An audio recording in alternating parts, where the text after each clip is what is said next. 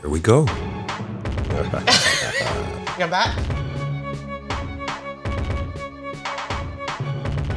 Today, this is Series 3, Yes. and we're going to be talking about reparations. Do Black people need reparations to move forward? Yes.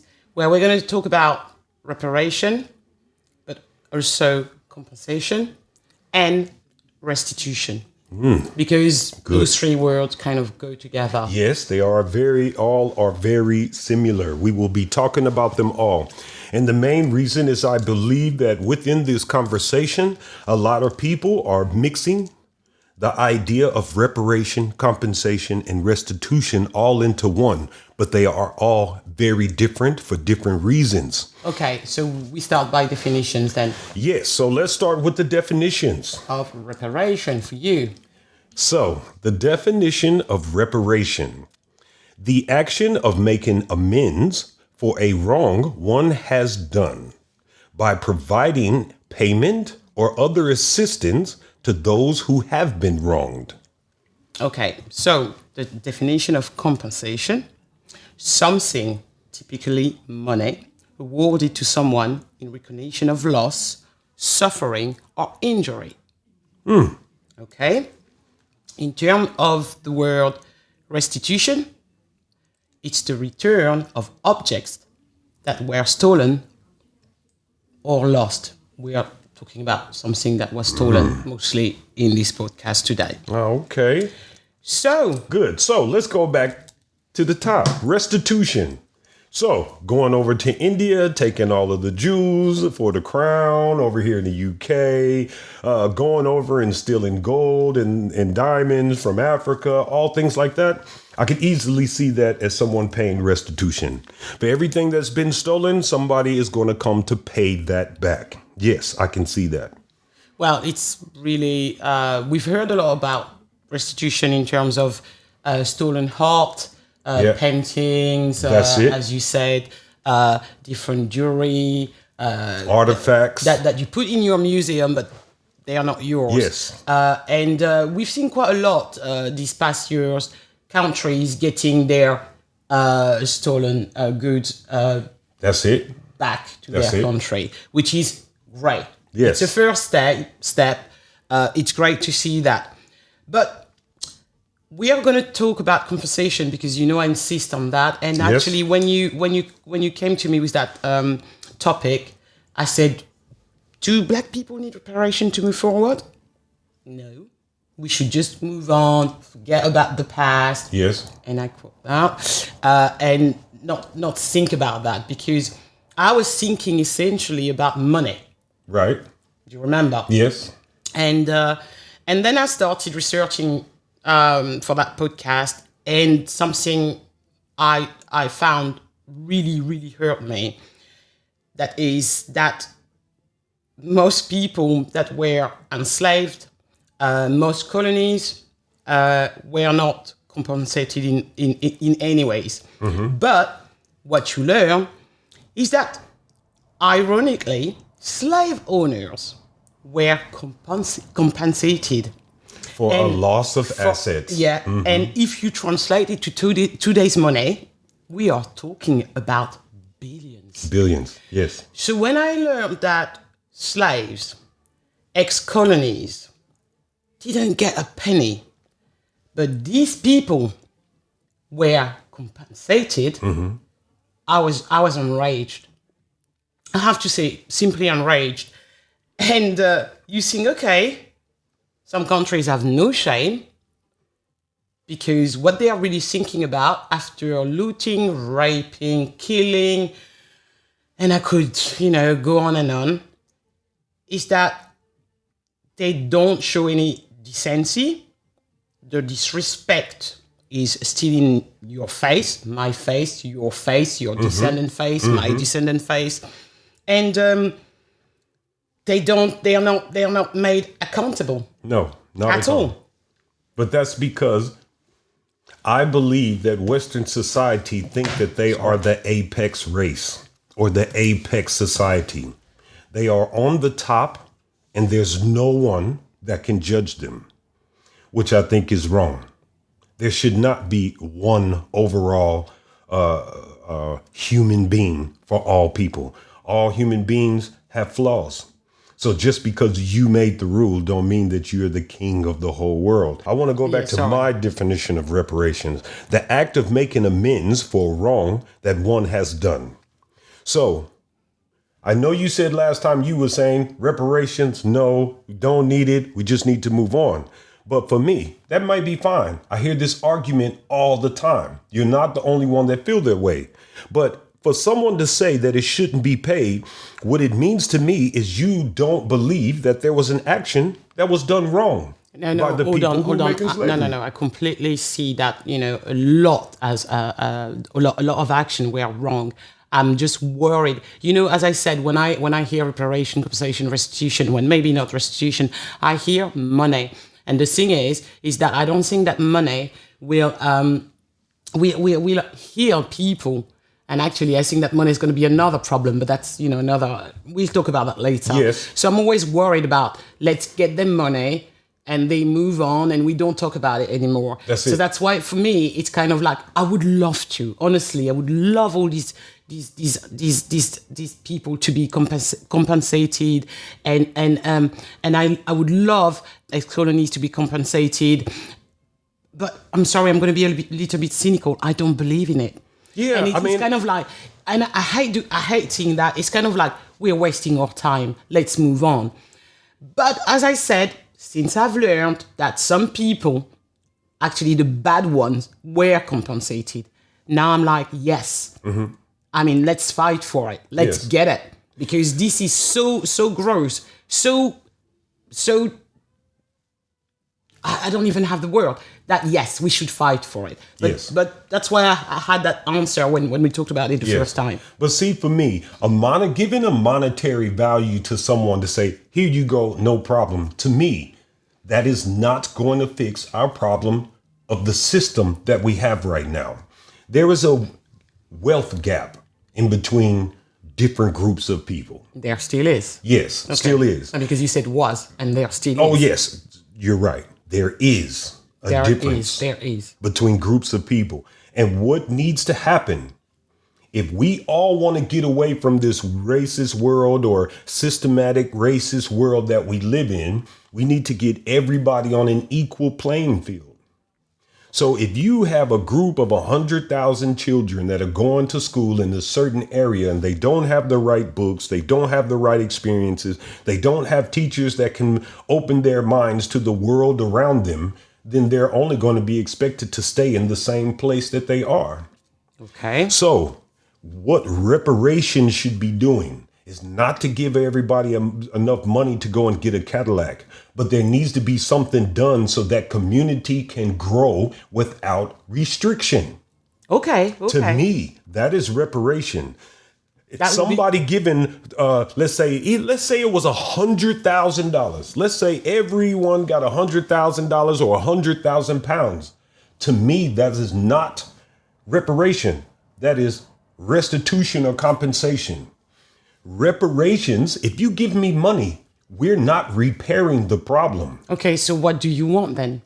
Now, one thing, I like what they are doing in North Carolina over the last couple of weeks. At the moment, Their city council is actually going to start taking funds, taxpayer funds from that state and putting it back into Black communities that has been downtrodden.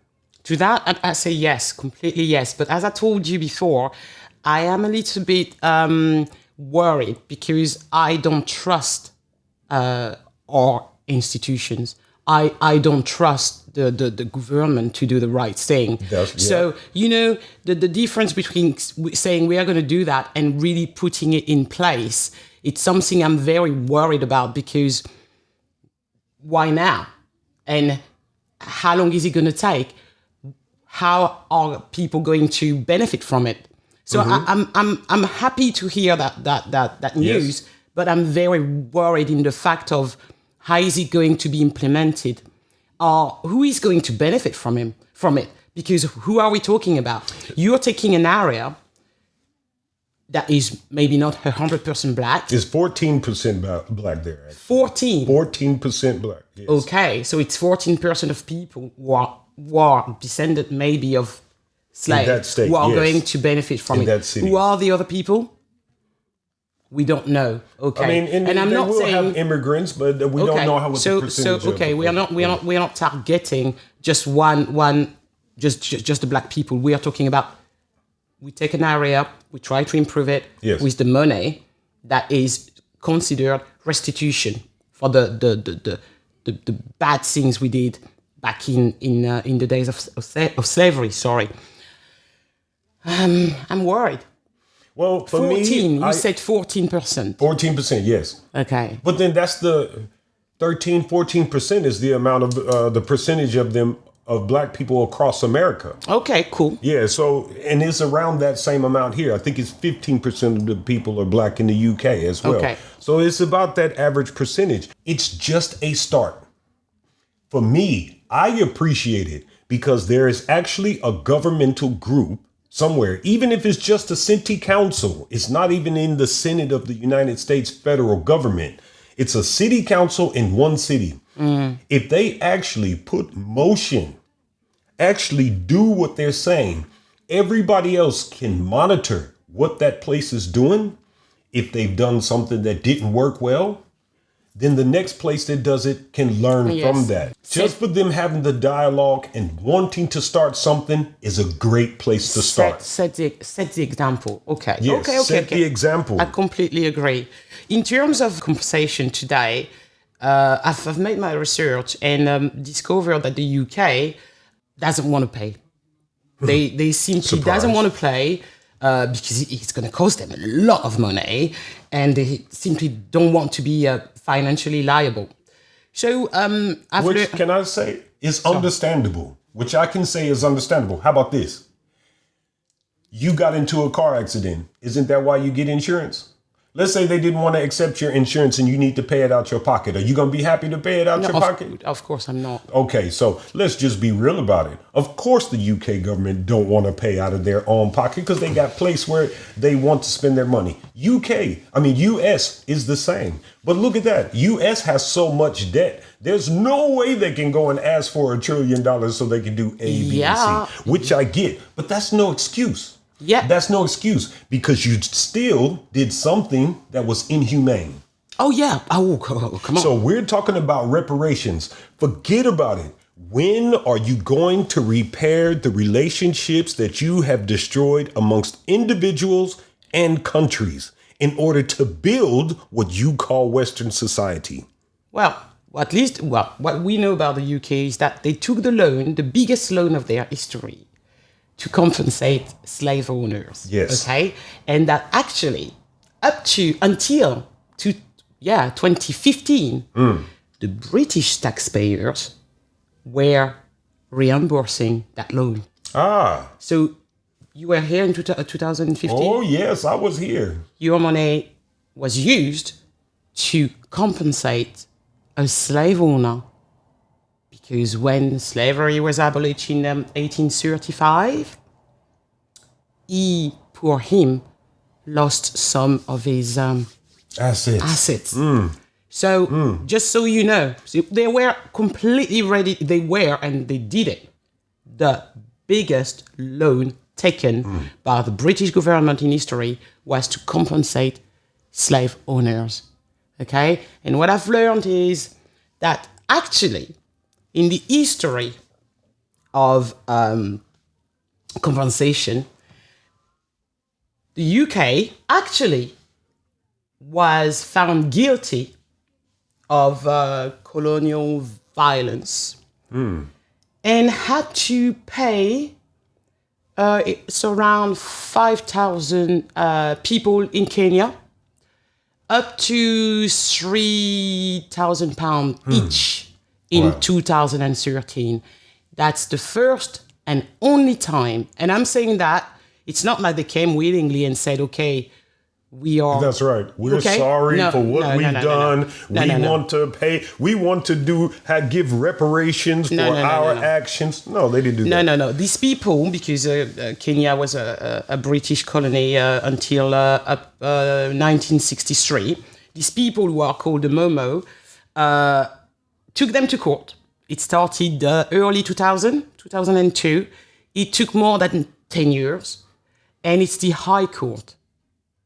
I mean, it went up to there that said, okay, you're guilty. You're going to pay that amount of money of this number of people because what you did there, killing, raping, killing mostly women and children, raping, looting, behaving like monsters, it's something you are responsible for. The only time, 2013. So I thought, oh, great. What happened after? Are they going to compensate all the other countries? No. Nothing They're going to happened. keep it quiet. They're going to Why? wait until Why? someone comes and bangs on the door and say they want it. These guys are not going to take initiative in order to make repairs for what they've done. There are too many countries that are involved in this situation. Too many. There's a lot. And it's quite, it is funny that it doesn't matter if you are a country that condoned it, went along with slavery or not. You still benefited from slavery, even if you had slavery or not. The textile in the United States, turning cotton into fabric, is what pushed the technological age all over the world. Most of the manufacturing that was done in Britain got all of its cotton from the United States. So look, at the end of the day, these countries made money or gained resources off the backs of other people. If you don't believe in reparations, what it means by the definition I've read you before is that you don't believe a wrong was done to these people. Because if you don't think there was a wrong done, that's the only reason you don't think repair needs to be done. Yeah. Well, now you understand that what I'm really not sure about is how you do it. My only is how you do it. Look, here's a good one. What if you said that anybody who is of a certain amount, a certain percentage of their genealogy, however you can prove it is, make that up as you want to go. But if you are descended from one of those people, you don't have to pay taxes to any country who benefited from slavery. I would love that. I would love that. As I'm saying, as I said, so then even if you think of it that way, to where these people don't have to pay taxes, you're not giving them money. It's no longer this handout. Now, all of a sudden, how about I keep the money that I actually make for myself? And then reduce that wealth gap. I'll be more than happy to see that. Yes. I'd be more than happy to see that. You know, if the UK, for example, or even France, because France is great as well. I mean, when you see what they did to Haiti, that's one thing. I mean, that's another story I've learned through my research. That's one thing that would be amazing. Not that I don't know if there's a lot of Asian people in France, but yeah, I would love to see that one way or the other. Find a way to compensate these people, so that wealth gap is reduced. That's it, and they can, at last, that's it. You know, go on that life level where they can evolve and leave something for the next generation. That's right. That's all I'm saying. That's it. But give money like £3,000. Okay, it's Kenya, it's Africa. I'm sure that money was very well needed. Yes. Yeah, I'm sure it was. But really? Yes. My problem with giving a monetary sum is those people are going to live off of this money, and the money is going to end up going right back to the institution that gave it to them. That's another thing. And to me, that is my problem. I wouldn't want this money to come back to boost anybody's economy, to give the 1% more money so they can continue their oppression. Because fair enough, even though slavery's over, there's no way you're going to tell me oppression is over. Oh, no. So until we get to the point that everyone is treated equally. Second, can I also say, everybody wants to believe that these people who are going to receive this reparation is going, let's say it is a cash value, they're all going to be irresponsible with the money. That is a lot of conversation I'm hearing. I've heard people say, oh, everybody just going to go out and buy a Cadillac, or everybody's going to have new weaves and all this. What gives you right to say that? Because a black mother that cares about her children, what makes you think that she's just going to be frivolous with her money? You don't think that a young black mother wants her children to go to college? How do you know that she won't save that money to make sure her kids go to college? Yeah. That is really unfair for someone That's to just prejudice. put that. That's complete prejudice. And it's unfair for you to say that. No, I'm not. I'm not saying you, but within these conversations. As I told you, my main worry when it comes to money, and I'm kind of fed up that today everything is solved with money. Yes, it is. I got raped, okay, money. I got stabbed, money. But these are compensations, though. They're compensations. Yeah. But what I really want to see is a proper apology, and I know that's right. and proper support to the person who was wronged. That's what I really want to see. Yes. You know, if you give money to someone who was a victim of whatever, make sure that you go through and accompany this person through a process where they can rebuild their life. That's it. You know, That's money as I see today is I give you money, you sign the NDA and you shut it. Yes. That's why I'm worried. And when it comes to black people and black reparation, compensation, restitution, what I want to see is a sustainable a growth. Yes. A fair way of life. Yes. But this is a good place to talk about it. Now, the U.S., yes? Yeah. As part of their reparations after the Civil War, Yeah. there was a bill put together by one of the generals after the war and said that they wanted to give 40 acres and 1 mule to all slaves, freed slaves. But you remember, that's a proclamation. It never became a law. Yes, it never happened, but they could have paid it then. Now think of it. 40 acres and a mule. You would have had land that you can work, so you would have been able to make money. Even if they wanted to go and have their own cotton fields and cultivate that cotton and sell it to Britain, they could have had textile businesses themselves. Yeah. They would have been competition to what's going on now. And you talk to any capitalist, they will always tell you competition is good for capitalism, because it forces the industry to get to better themselves. That would have been a great way to say sorry, but it didn't happen. But it didn't happen. And that's why I'm telling you. That's why I'm telling you. I don't trust our institution to make the right thing. Mm-hmm. And why would they do it today? The same reason they didn't do it before is because they are afraid of the competition. They are afraid that if a black man actually got all of his things together, that they would have another problem for them to deal with, and they don't want to deal with it. Okay. That's the only reason I can think of on why Western society would not want the black community to be on equal standing, is because they must have some type of fear of that community. I think the main issue when it comes to why black people are not compensated yet is that, the responsible people just don't want to pay. They don't want to give them a penny. And I think that the way that they put in place that they put in place to keep them oppressed, it's to make sure that they will never even try. Mm-hmm. That's it. I said we. I've never been enslaved, but yeah, we could try. Yes. Knowing that it's going to take years. Yes, that's true. But then look at it this way. Unfortunately, we're living on an earth that time is going to go on forever, or until the sun explodes, right? So in that sense, we're not going to die tomorrow if all of us have a little bit less money. But I can say, if you started treating all people fairly, We're already in a world where we're all trying to globalize or integrate on a globalized scale.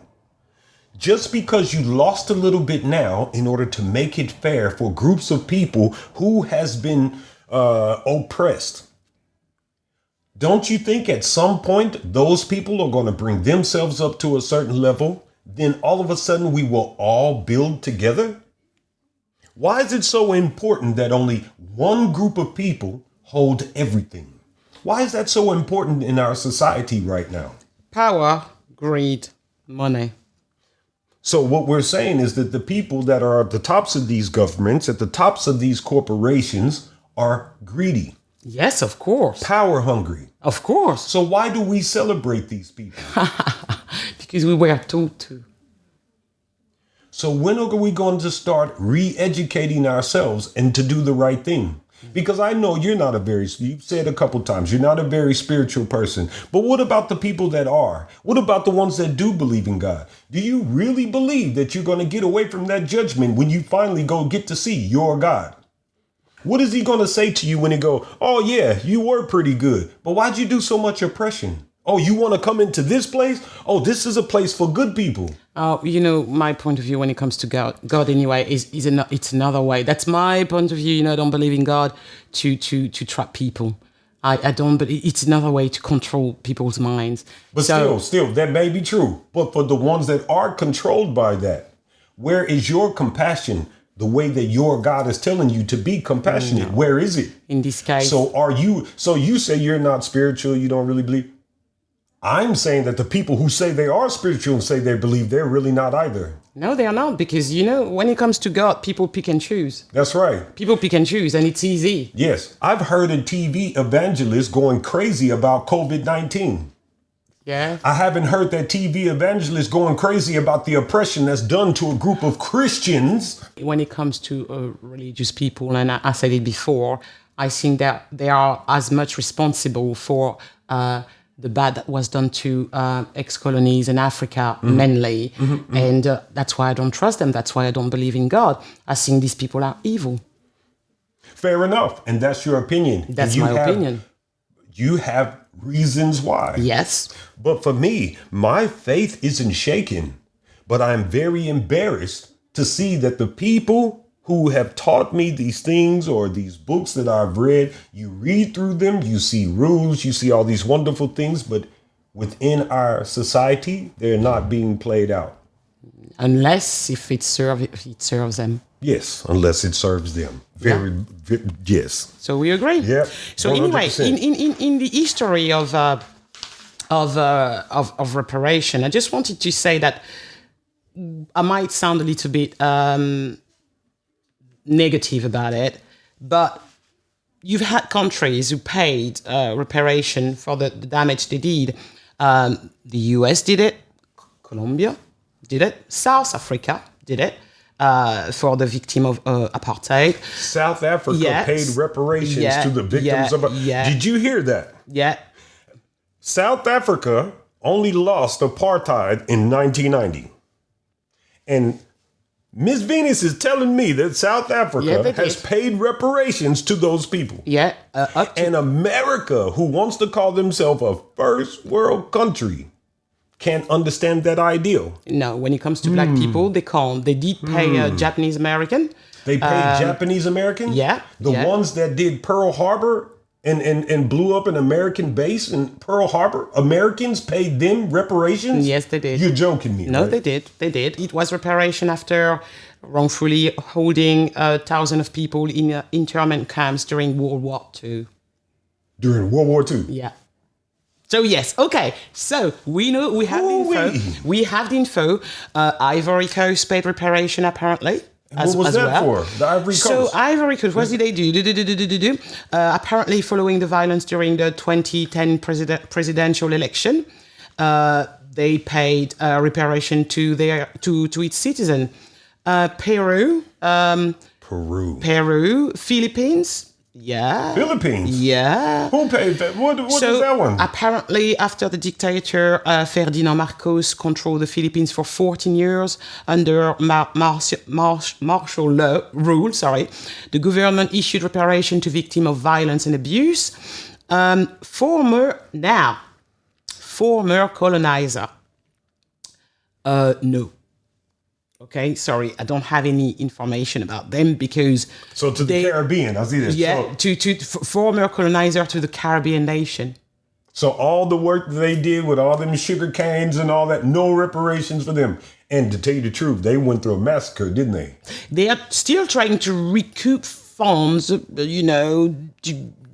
nothing is happening. So it's a no.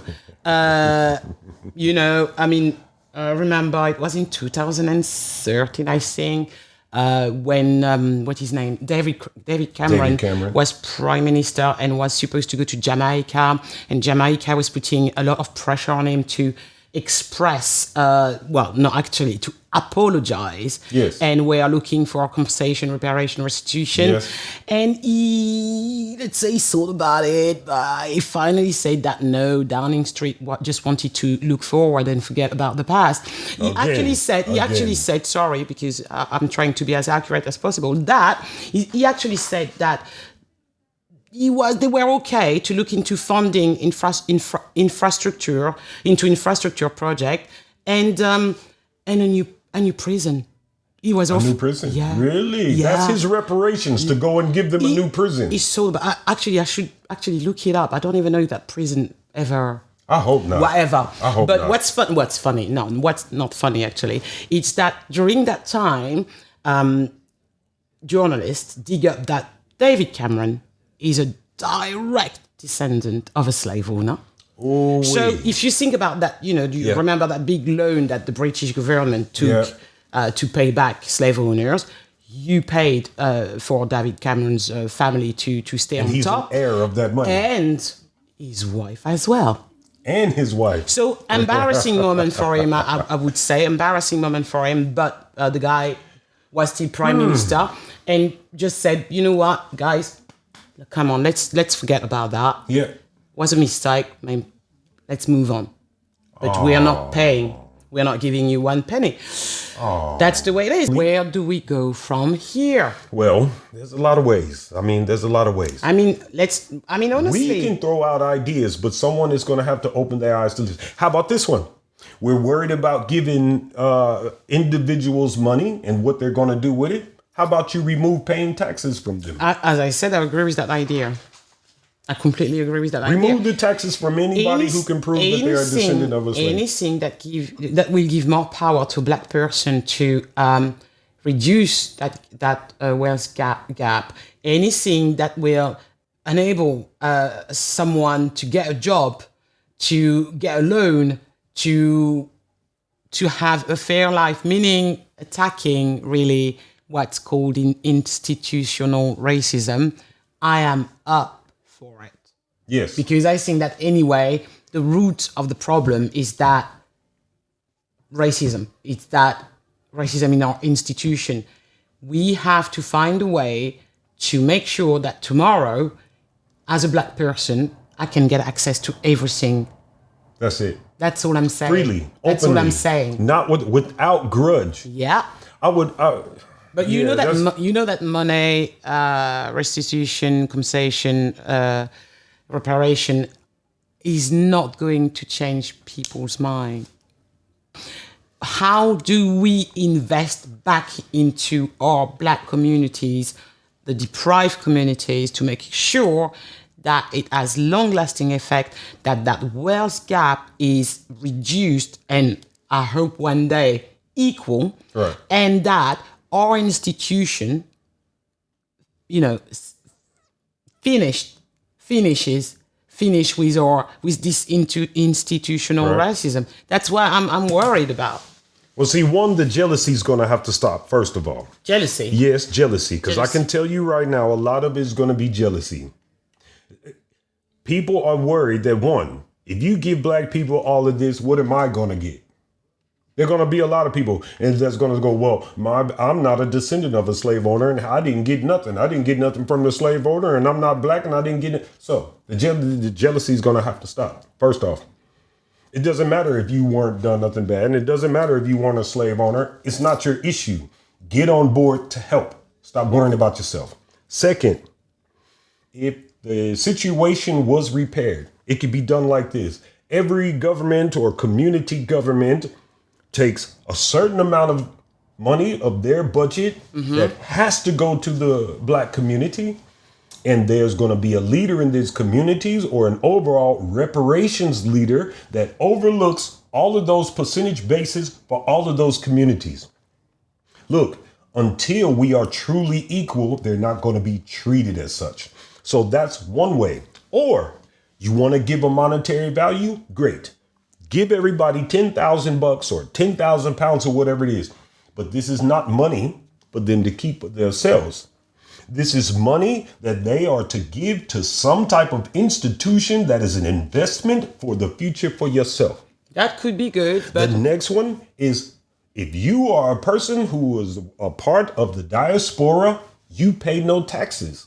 now I completely understand what you're saying, but I would be more, I would believe it more if it was less direct and indirect in the way of helping people to get on the property ladder, getting loans at preferred rate.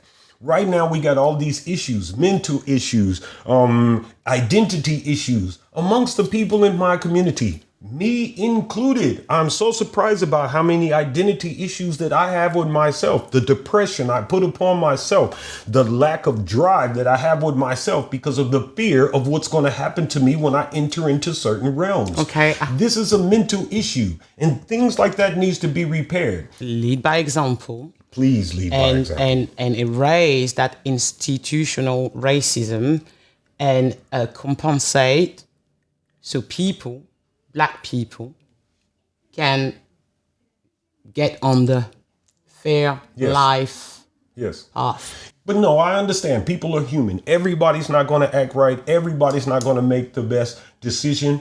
But my point is, that is not the government's point to say, I will do it or I won't do it because he thinks this way. Do it because you have honor. Do it because those are the rules that you put. This is an English word, reparation. Yeah, but no. Honor.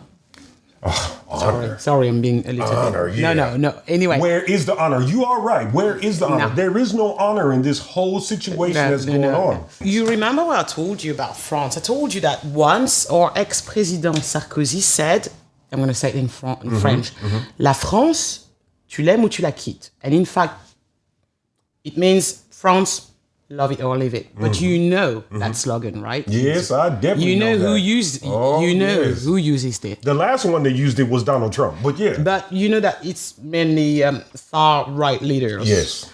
And for me, I remember I heard that. I'm not sure he was president at the time, but he was in the government anyway. So he was someone that was supposed to lead by example. And that really, really hurt me. Burned you. I left France. I live in the UK now. So today, and I came here, London. And so we're saying, why don't we leave all these countries that don't want us and live in countries that want us? Yes. And we are talking about Ghana. We are talking about black countries, right? Black countries. But I made that research thinking, what countries today welcome black people? Oh, very interesting. Please tell me. Hold on a minute. It was difficult, I have to say, because what I did, I unfortunately, you go on the net and you just don't type, which, you can't do that, which are the best countries for black people. But you read articles and there's always a list of, black-friendly countries. Right. And what I did is I picked up the ones that I saw several times. Right. I had some surprises, and ideally what I would have loved is to have testimonies from people living there, locals. Right. I didn't have the time to do that, and anyway, we could, it would take ages to really, Right. Okay. So I drew up a list, okay? And actually, the UK really came back list, Yes. list after list. Understandable. But what Yes. really made me, kind of cringe, really, it's one said the UK is apparently one of the safest places for black families, and police do not carry gun on the streets. Yeah. So you're Yeah. safe in the UK, apparently, as a black man. The safest. Maybe ist. Put an ist on it, yes. But what I want to say is, it made me laugh because if you ask black people here, do they feel safe Yeah. in the UK? I think a lot are going to say No. no. Yes. But I agree. it's on our list as one of the safest country for black families. I had Canada as well.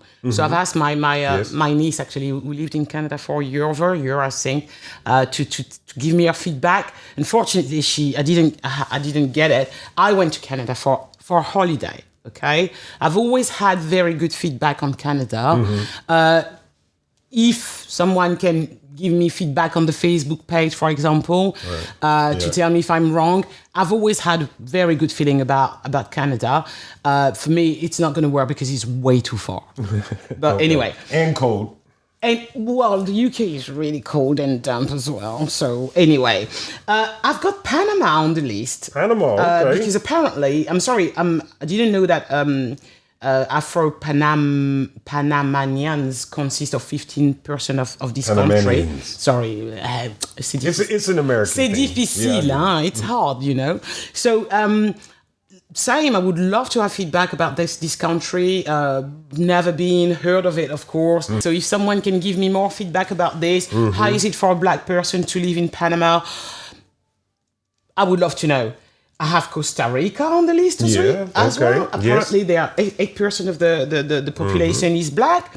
I have my favorite, Portugal. Portugal, And I actually got real feedback from someone that we both know that is from Portugal, and I asked him bluntly, so how was racism in Portugal?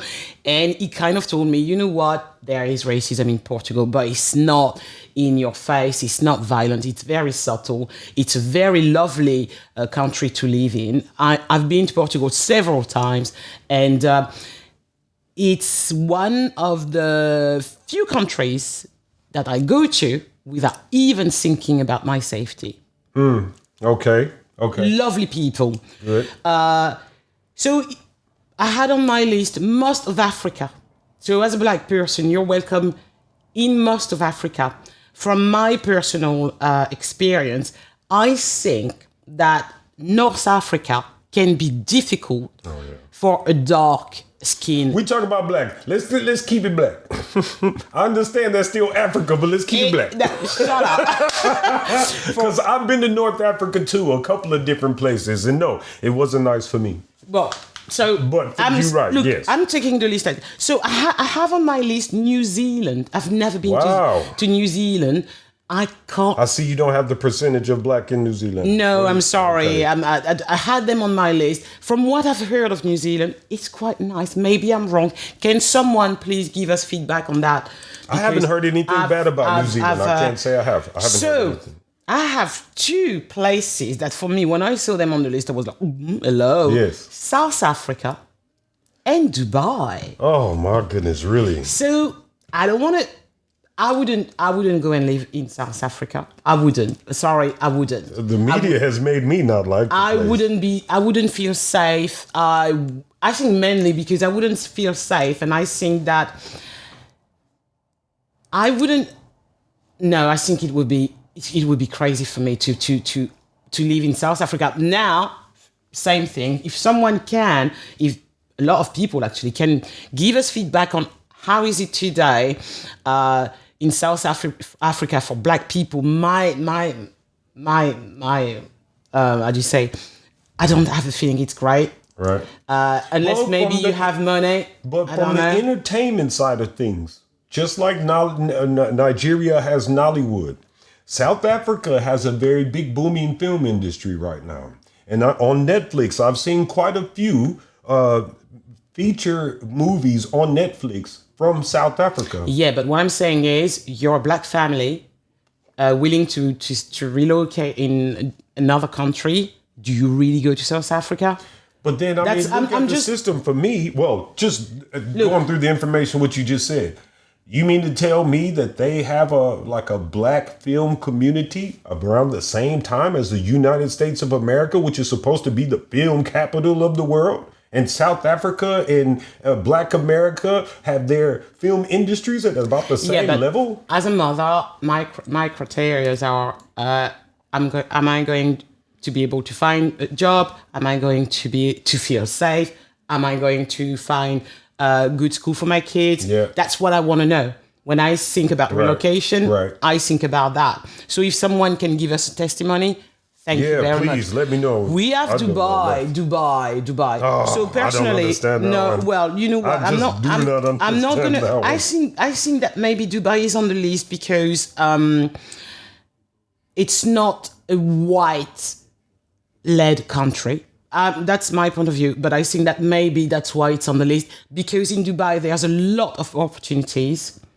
But there's one thing I've noticed during my research. It's there are different level of black people. When you say African American, people are a little bit more enthusiastic. When you say African, it's another story, because then you're labeled immigrant. And I don't think that the way African American are treated all around the world, way African are treated around the world is the same. So that's why this list is kind of like, keep that in mind. We have another country. So we have Kenya, we have Ghana that would apparently welcome you with open arms. Cuba.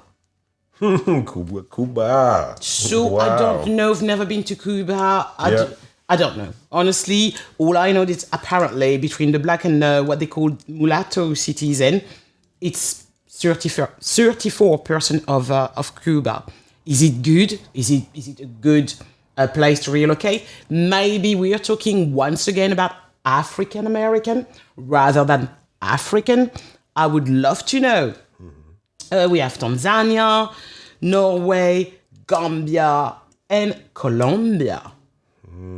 Because apparently in Colombia, Afro-Colombia have a significant influence over the Colombian culture. So is it good for a black family to relocate in Colombia?